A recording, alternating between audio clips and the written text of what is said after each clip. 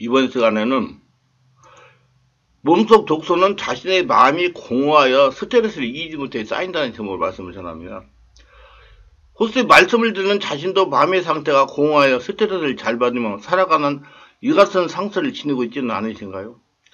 자신을 볼 수 있는 눈이 열리시기를 바랍니다. 치유의 길은 상태에 대한 올바른 인식에부터 시작됩니다. 대부분의 사람들은 자신이야말로 다른 사람으로부터 상처받는 피해자라고 생각합니다. 그래서 자신의 상처가 치유되는 길은 상처를 주었다고 생각하는 바로 그 사람에게 달려있다는 생각에 집착합니다. 이것이 상처의 치유가 어려운 이유입니다. 오늘부터는 자신의 모든 상처가 하나님을 떠난 자신의 죄성된 본성인 이기심이 불러들이는 것이고, 내 마음에 응어리가 많아서 생기는 것이고, 치유도 죄에 대한 해결부터 시작된다는 사실을 먼저 받아들였으면 합니다. 거기에서 치유가 시작되기 때문이다.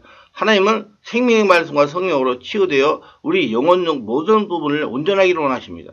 가정의 화평함, 좋은 인간관계, 사회에서 밝은 삶을 살아가기를 원하십니다. 잠재의 세계 치유는 이런 하나님과의 관심에 가장 가까운 치유입니다. 인간의 지체는 영혼적이 서로 밀접한 관계를 가집니다. 눈으로 보이는 부분의 상처만을 치유함으로 온전한 치유가 되지 않습니다. 원인이 되는 더 깊은 곳, 다른 부분까지도 치유가 되는 것이다. 잠재의식, 무의식 안 보이는 것까지 치유된다는 얘기예요. 그 부분은 성령님이 하십니다. 그리고 생명의 말씀과 성령으로 하는 잠재의식의 치유는 하나님의 뜻에 가장 가까운 치유입니다. 영적 존재인 인간은 같은 영적 존재인 하나님과의 이웃과의 관계성을 가지고 사는 존재입니다.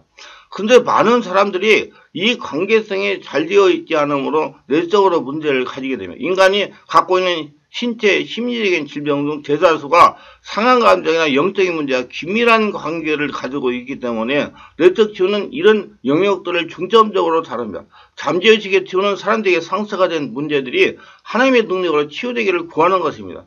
어릴 때 유난히 잘 넘어져서 상처를 입는 사람들이 있습니다. 근데 상처도 이렇게 잘 받는 사람이 있다는 겁니다. 다른 사람은 아무 일도 아닌 것을 자신은 상처가 되는 경우가 있어요. 저는 성격이라고 그래요. 고치라고 바꾸고 기도해가지고 내면을 하나님 나라 되게 하라고. 자신의 마음 안에 여유 공간이 없다는 거예요. 자신이 영이 약하기 때문에 그렇습니다. 모든 것이 자신이 문제입니다. 이렇게 우리는 이 세상을 살면서 작거나 크거나 많은 상처를 접하게 됩니다. 몸의 상처뿐만 아니라 마음의 상처도 마찬가지입니다. 상처를 씹으려도 짜드라고 그럽니다. 그 뜻은 산산조각나다, 깨트리다, 타박상을 입히다, 눌러 부수다, 낙담시키다입니다. 헬라어로 사용되는 상처는 블랍토입니다. 그 뜻은 방해하다, 해롭게 하다입니다. 두 단어의 뜻만으로도 상처를 주는 것은 남을 해롭게 하고 낙심시키고 산산조각나게 하고 방해하는 행위라는 것을 알 수 있습니다. 그렇습니다.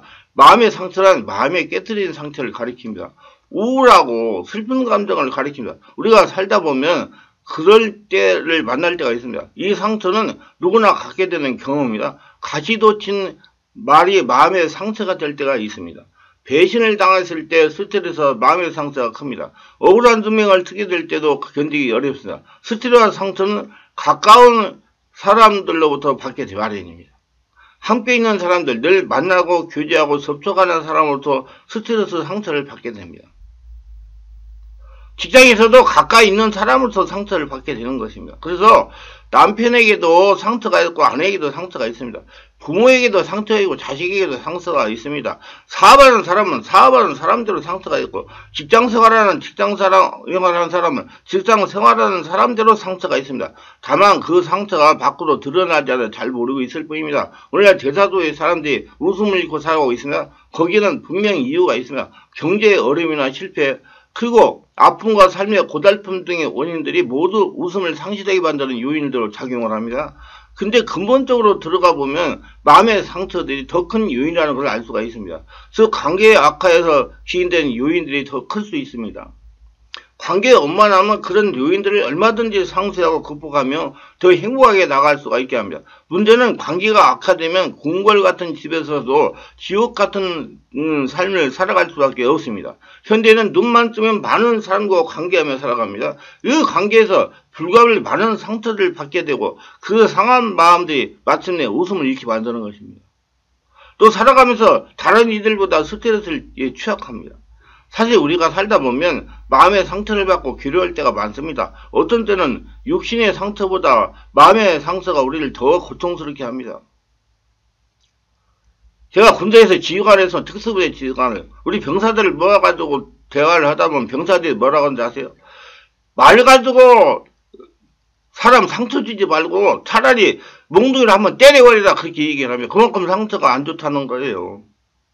육신의 상처는 의술이나 약물의 치료가 될 수 있으나 스트레스와 마음의 상처는 쉽게 치료되지 않기 때문이다. 그래서 마음의 상처를 주니 그만큼 마음에 해롭다는 걸 두드려 맞는 게 차라리 낫다 이겁니다.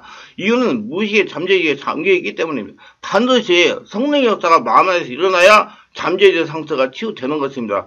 더구나 최근에는 마음의 상처나 스트레스나 억압되는 감정이 육체의 건강을 지배하고 있음을 많은 연구를 통해 증명되고 있습니다. 에머슨이라는 부인은 평소에 매우 건강했습니다. 근데 어느 날 사랑하는 딸이 교통사고로 죽게 되자 엄청난 마음의 충격 상처를 받았습니다. 그 고통에서 벗어나지 못하더니 1년 만에 유방암으로 세상을 떠나고 말았습니다. 스트레스와 마음의 상처가 그녀를 병들게 한 겁니다. 또 어떤 분은 평소에 건장한 몸매로 남의 부러움을 받을 만큼 건강한 분이었는데 아들이 방탕하는 모습을 고민을 많이 하더니 오늘날 심장마비로 세상을 떠나고 말았습니다. 이렇게 마음의 상처는 육체의 건강마저 무너뜨리는 경우가 많습니다. 마음의 상처들이 성인병의 원인이 되는 것입니다. 치매와 뇌졸중의 원인도 되기도 합니다. 우리의 마음은 스트레스 상처를 입으면 그 행위와 태도 속에서 그 상처를 틀림없이 표현하게 되어 있습니다. 그래서 어린 나이에 어쩌다가 마음의 상처를 가지고 성장한 사람은 자기도 모르는 사이에 거친 언어들이 되고 맙니다. 혹 우리에게 마음의 상처가 있다면 하나님께 호소하시기를 바랍니다. 성령으로 충만한 가운데 하나님께 다 도설해가지고 그 무의식 잠재의식을 풀어내세요. 여러분 마음이 열려야지 성령 역사가 일어나는 것입니다. 여러분 마음을 솔직하게 드러내셔가지고 성령 역사로 그 무의식 잠재의식을 정리하세요. 그래야지 여러분 건강하게 지낼 수가 있습니다. 누군가의 속상한 일이 있거나 따질 일이 있을 때 자칫 잘못하면 실수를 합니다. 화가 가라앉지 않은 상태에서 말하면 실수하기 쉽습니다. 속상하고 화나는 일은 하나님께 호소하면 한결 마음이 편안해집니다. 성경에는 마음의 상처는 주는 용어에 대한 단어가 나옵니다. 즉 쓴뿌리라는 것인데 쓴뿌리에 해당하는 리차, 피크, 니아스란 문자적으로 독한 뿌리 또는 악송한 뿌리라는 것입니다. 이것은 쓰고 독한 열매를 맺어 주변에 있는 사람들에게 막대한 해를 끼치는 사람을 비유적으로 표현하는 말입니다. 여러분 저는 시골에서 살았기 때문에 농사도 지어봤어요. 쑥뿌리가 생기면요, 그 쑥뿌리가 장마가지고 그러면 뿌리가 계속 비하면서 퍼져가지고 온 밭이 쑥밭이 되는 것입니다. 그 쑥대밭이. 그래서 쑥뿌리라고 그러는 거예요. 그 쑥은 자꾸 자기한테 한 사람의 상처가 있으면은 집안에 그 사람이 인해가지고 다른 사람까지 독뿌리가 쓴뿌리가 계속 퍼져가지고 모든 사람들이 상처를 받는다는 얘기죠. 그래서 쓴뿌리라고 그러는 겁니다. 예나 오늘이나 변함없이 우리 주변에서 자신에게 상처를 주는 사람이 있다는 사실을 발견하면서 상처가 되었을 때 하나의 방법으로 해결할 수 있기를 바랍니다. 상처가 있는 곳에는 마귀가 모이게 되어 있습니다. 귀신이 들어와서 상처를 주는 게 아니라 내가 상처 스트레스를 받으니까 거기에 따라서 귀신이 들어오는 겁니다. 귀신은 우리의 상처를 그냥 두지 않으면 자꾸 와서 건드립니다. 피와 고름이 흐르게 만듭니다. 마귀는 상처에서 나오는 피와 고름을 먹고 사는 존재입니다. 나쁜 병기 같은 것입니다. 그렇기 때문에 상처를 취하고 상처 부숴서 사는 역사는 악한 존재들을 성령의 역사로 몰아내야 됩니다.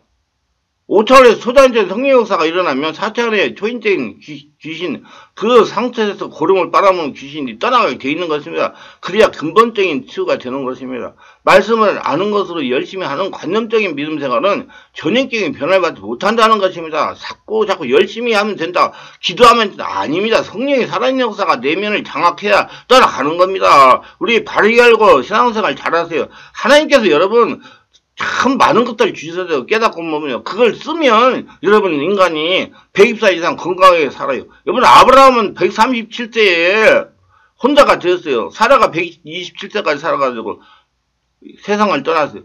그러나 재혼해가지고 아들 자녀를 6명이나 낳았어요. 할렐루야. 성령의 인도를 받는 체험적으로 실질적인 믿음 생활이 되어야 됩니다. 젊어서부터 스트레스와 상처를 정화하는 것이 체질화 되어야 됩니다. 하나님께서 자신 안에 살아계신 생활을 날마다 체험하면서 믿음 생활을 해야 됩니다. 여러분 안에 오신 성령 하나님 여러분 잘 되게 해서 오셨어요. 그분을 이용해가지고 여러분 온몸을 하늘나라 성전 만들어가지고 하나님이 여러분을 통해 나타나게 하시길 바랍니다. 관념적이 되어서는 하나님께서 주신 것들을 누릴 수가 없습니다.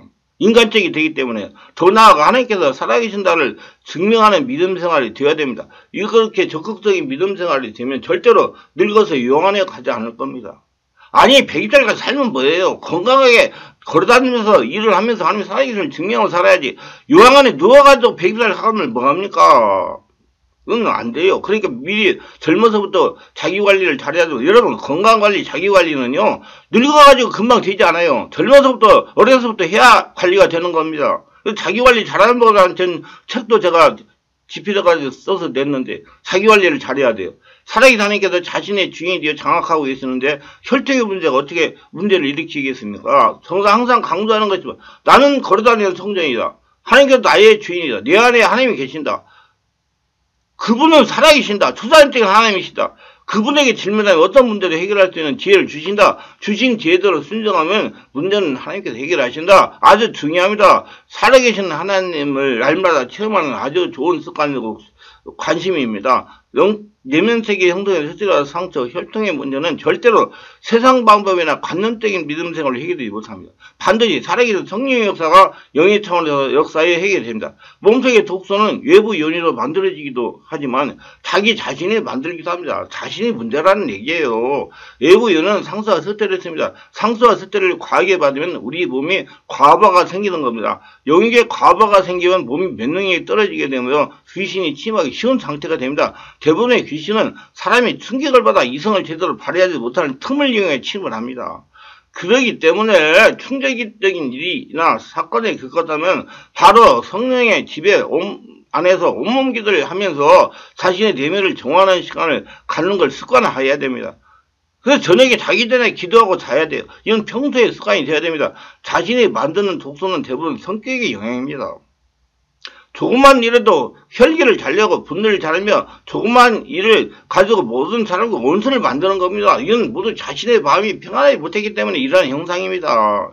그렇기 때문에 상대방이 상처와 스트레스를 준다고 할 것이 아니고 자신의 마음 상태가 온전하지 못한다는 걸 인정하고 자신의 마음을 성령의 역사로 정지정돈하여 마음을 편하게 하는 방법을 알아서 자신을 관리해야 됩니다. 자신을 관리하지 못하면 상처와 스트레스 내 몸속에 독소가 쌓이게 됩니다. 몸속에 독소는 피를 탁하게 합니다. 간이나 심장이나 이장이나 장이나 콩팥이나 모든 장기에 영향을 끼쳐서 병을 만들기도 합니다. 뼈와 관절에 염증과 독소를 만들어 디스크나 척수, 협착 등 신경을 눌러가지고 허벅지가 아프거나 제대로 걸어다니지 못하게 할 수도 있습니다. 뇌에 피와 산소와 물이 제대로 공급되지 못하므로 두통을 유발하기도 하고 기억력이 떨어지기도 하고 치매로 발전되기도 합니다. 여러분 치매는 스트레스 상태로 오는 겁니다. 그래서 자꾸 걷고 기도하라고 그러잖아요. 그러면 자신의 내면 관리하는 자기만의 방법을 터득하여 자신의 관리를 잘해야 120살 이상 건강하게 살아가면서 하나님의 살아계신 선포하며 살아갈 수 있습니다. 여러분 하나님이 정해준 수명은 120세 이상이에요. 그렇기 때문에 오래 살았다고 절대로 잘못된 일이 아닙니다. 하나님께서 정해준 수명대로 살면서 건강하게 하나님 살아계심을 선포하며 살아갔을 때 하나님께 영광을 돌리고 하나님이 주신 사명을 감당하는 겁니다. 어려서부터 아토피 피부병으로 고생하는 자매에 치유받은 간증입니다. 어려서부터 아토피 피부병으로 고생을 했습니다. 목과 겨드랑이, 팔꿈치 안쪽 등등 땀이 많은 흐르는 곳에 아토피를 흘러서 저녁에는 가려서 잠을 제대로 자지 못했습니다. 거기다 흘러서 피가 나고 너무 쓰리고 아팠습니다. 충만하게 강윤세 목사님이 저희 상태를 보시고 집중적인 치유를 하겠다고 말씀하셨습니다. 직장을 다니기 때문에 주일날 집중되는 안수를 받으며 성령의 지배와 장악이 되도록 했습니다. 그러다가 토요일날 개별 집중 정밀치유에 완치될 때까지 다니면서 치유를 받으라고 말씀을 하셨죠. 그래서 토요일마다 집중 정밀치유를 받아서 6주가 지나자 아토피가 아물기 시작하는 것입니다.